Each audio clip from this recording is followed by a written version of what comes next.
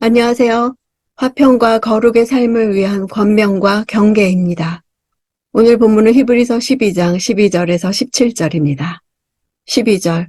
그러므로 여러분은 피곤한 팔과 연약한 무릎을 강하게 하십시오. 저자는 다시 운동 경기 비유로 돌아가 마라톤을 예로 듭니다.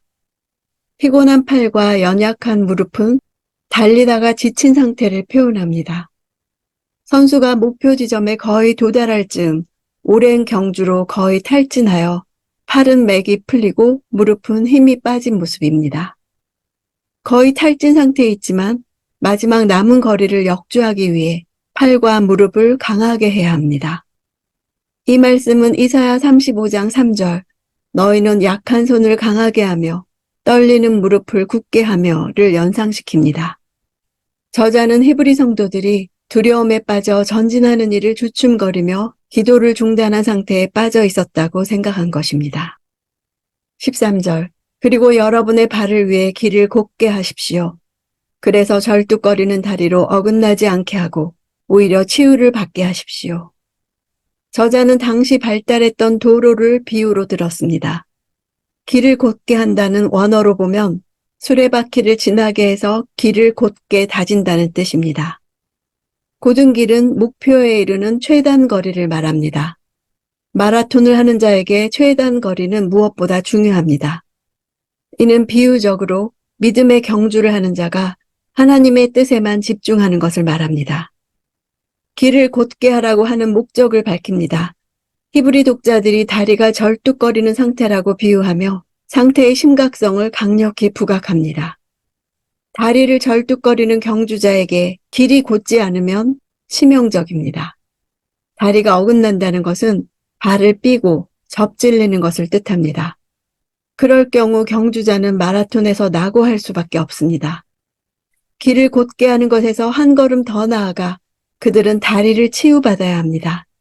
경주를 마치기 위해서는 고침을 받아야 하는 것입니다. 14절. 모든 사람과 더불어 화평과 거룩함을 추구하십시오. 이것 없이는 아무도 주를 보지 못할 것입니다. 길을 곧게 하는 것과 경주하지 못할 절뚝거리는 다리가 무엇인지 구체적으로 밝힙니다. 일반 경주자들은 다른 이들과 경쟁을 통해서 승리를 추구하지만 믿음의 경주자들은 모든 사람과 더불어 화평을 추구해야 합니다. 고난으로 인해 신앙이 흔들리는 사람들에게서 자연스럽게 발생되는 요소들 중에 하나가 불화입니다. 화평이 다른 사람들과의 관계에 관한 주제라면 거룩은 하나님과의 관계에 대한 주제입니다. 그리스도인은 이미 거룩하게 되었으나 거룩함을 계속 추구해야 합니다. 거룩하게 된 자는 그들의 삶에서 그 거룩함이 드러나야 하기 때문입니다. 이것 없이는 할 때 이것은 원문으로 볼 때 거룩함입니다. 거룩함 없이는 주 앞으로 갈 수 없다고 하는 것입니다. 15절. 하나님의 은혜에 이르지 못하는 사람이 없도록 주의하십시오. 또한 쓴뿌리가 돋아나 문제를 일으키고 그로 인해 많은 사람들이 더럽혀지지 않도록 조심하십시오. 주의하라, 조심하라, 살피라고 세 가지 경고를 합니다. 아무도 하나님의 은혜에 이르지 못하는 일이 없도록. 여기서 하나님의 은혜는 구원을 말합니다. 구원을 잃어버릴 위험에 처한 자들에게 공동체적으로 관심을 기울여서 누구도 구원에서 떨어져 나가는 일이 없도록 하라는 것입니다. 또 공동체의 화평과 거룩함을 위협하는 사람들을 조심하라는 것입니다. 정원의 잡초 뿌리 하나라도 놔두면 온 정원의 잡초가 무성해지는 문제를 일으키는 것과 같이 공동체 안에 악한 자 한 사람이라도 간과하면 온 공동체를 오염시킵니다. 그리스도 안에서의 신앙을 버리고 유대교로 돌아가려는 몇몇 사람들이 미치는 공동체에 대한 영향력은 너무나 커서 많은 사람들을 오염시켜 신앙에서 떠나게 만들 수 있었습니다. 16절. 또한 음행하는 사람이나 음식 한 그릇에 자신의 장자권을 판 에서와 같이 세속적인 사람이 없도록 살피십시오. 원문으로 볼 때 음행하는 사람과 세속적인 사람은 에서의 두 가지 면을 말한 것입니다. 에서는 이방 여인들과의 자폰으로 부모의 마음을 근심하게 했습니다. 에서의 세속성, 불경건함은 당장의 육신적 배고픔을 해결하기 위해 한 끼 음식에 하나님의 영원한 기업을 2배로 받게 되는 장자권을 소홀히 여긴 것이었습니다. 에서는 세속적인 것과 거룩한 것을 구별하지 못하는 자였고 영적 통찰력을 완전히 상실한 자였습니다.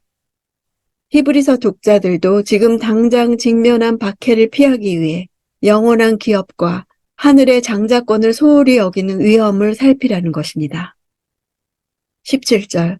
여러분이 알다시피 에서는 후에 복을 상속받고 싶어 했지만 거절당했습니다.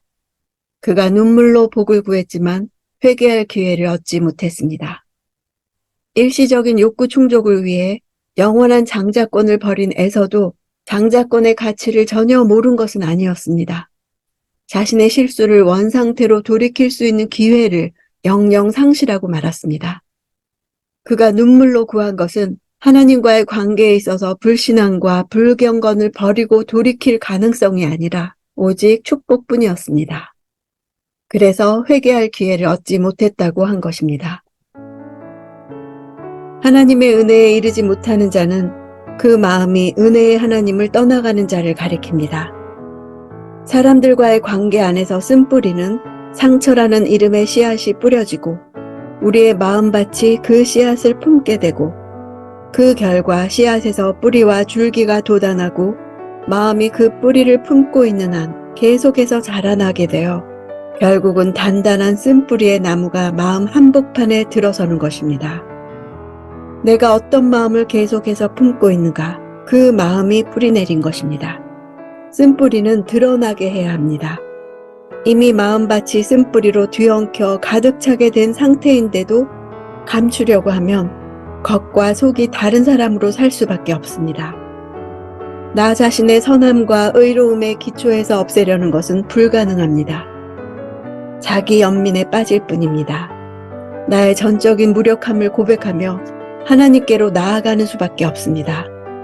내가 받은 마음의 상처들만 바라볼 것이 아니라 나에게 상처라는 씨앗을 던진 사람을 고쳐달라고 기도하는 것이 아니라 나 스스로는 그 어떤 상처도 치료할 수 없음을 인정하고 고백해야 합니다. 오직 하나님의 긍휼과 은혜만이 사람이 준 상처를 치유하시고 내 마음을 휘감은 쓴뿌리를 제거해 주십니다. 하나님으로부터 치유받은 사람은 공동체 안에 다른 사람들의 쓴뿌리를 위해 기도할 수 있습니다. 나뿐 아니라 공동체 전체가 건강해지는 길입니다.